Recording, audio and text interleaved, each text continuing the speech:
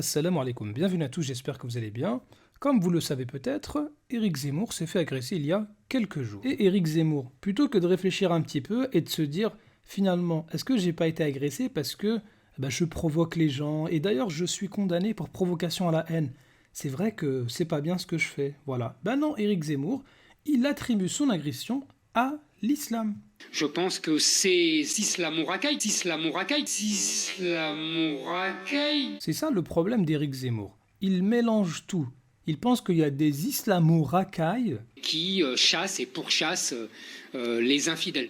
Déjà, le mixte islamo-racaille, moi je connais pas. Je pense que tu n'es jamais venu en banlieue, Éric Zemmour, parce que islam avec racaille, c'est incompatible. D'ailleurs, regardons en quoi consistait cette agression. Il a préféré m'insulter et insulter ma mère. Voilà, ça n'a rien à voir avec l'islam, avec le musulman. Cet agresseur, si jamais il est musulman, d'accord, on ne sait pas s'il est musulman ou pas, eh bien en aucun cas ce serait un modèle de l'islam, puisque notre modèle à nous c'est qui? C'est le prophète Mohammed alayhi salatu wassalam, que toi, Éric Zemmour, tu critiques tous les jours alors que tu l'ignores. Le prophète alayhi salatu wassalam, on nous dit, il n'était ni grossier ni vulgaire. Donc toutes les insultes envers les mères, tout ça, ça n'existe pas chez le prophète sallallahu alayhi wa sallam. Et il disait, certes, parmi les meilleurs d'entre vous, il y a ceux qui ont le meilleur comportement. Donc islamo-racaille, tu peux l'enlever de ton vocabulaire, monsieur Zemmour. Deuxièmement, le prophète alayhi salatu wassalam, il nous dit encore, la vulgarité n'est pas présente dans une chose sans qu'elle ne l'enlaidisse. Et la pudeur n'est pas présente dans une chose sans qu'elle ne l'embellisse. Ça, c'est le comportement du prophète Muhammad sallallahu alayhi wa sallam.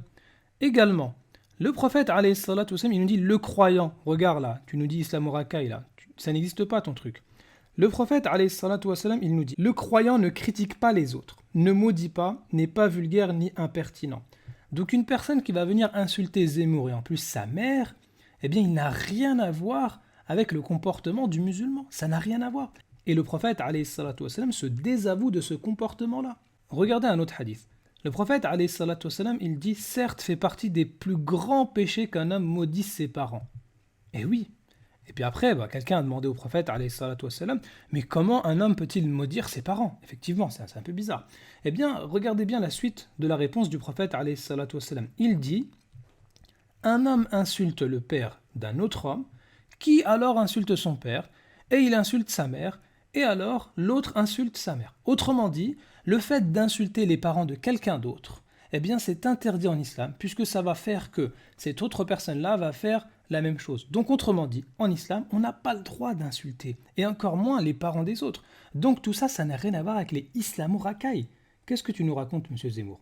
Regarde maintenant encore une parole du prophète alayhi salatu wassalam. Le jour de la résurrection, rien n'est plus lourd sur la balance du serviteur croyant que le bon comportement. Et Allah azza wa jal déteste tout vulgaire aux propos grossiers. Allah azza wa jal déteste tout être vulgaire aux propos grossiers. Et ce que cette personne-là, elle aurait dit à Zemmour, c'est des propos vulgaires et grossiers qui sont interdits en islam. Alors, Zemmour raconte n'importe quoi sur l'islam. Oui, c'est vrai, mais de là à insulter Zemmour ou insulter sa mère, alors là, non, l'islam dit non. Donc ne viens pas nous dire islamo-racaille. Il a préféré m'insulter et insulter ma mère. La pauvre est morte depuis longtemps, donc c'est pas très élégant, mais bon. Alors, bien sûr, on est d'accord, on n'a pas insulté la mère de Zemmour, ça ne se fait pas, c'est interdit en islam, et comme il le dit, en plus sa mère, elle est morte, et je profite de l'occasion pour dire à certains islamophobes qui insultent le prophète sallallahu alayhi wa sallam de tous les noms, eh bien c'est la même chose, le prophète sallallahu alayhi wa sallam, il est mort depuis longtemps, et nous, on l'aime plus que notre mère. Donc si vous êtes dans une optique de dialogue, de contradiction, vous avez des arguments et tout, il n'y a pas de problème, mais de là à venir insulter comme ça gratuitement, eh bien ça fait que provoquer de la haine.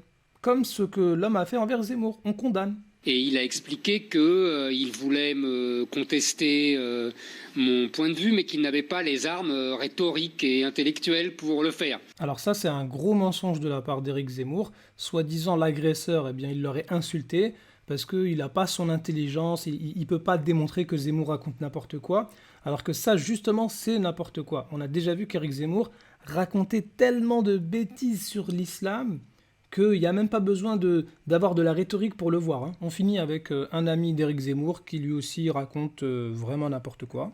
Tout le monde sait qu'en France, les seules agressions physiques qui existent sont des agressions des islamistes et des milices gauchistes contre les patriotes qui, comme Zemmour, défendent une certaine idée de la France, une certaine idée de la nation. Sans commentaire.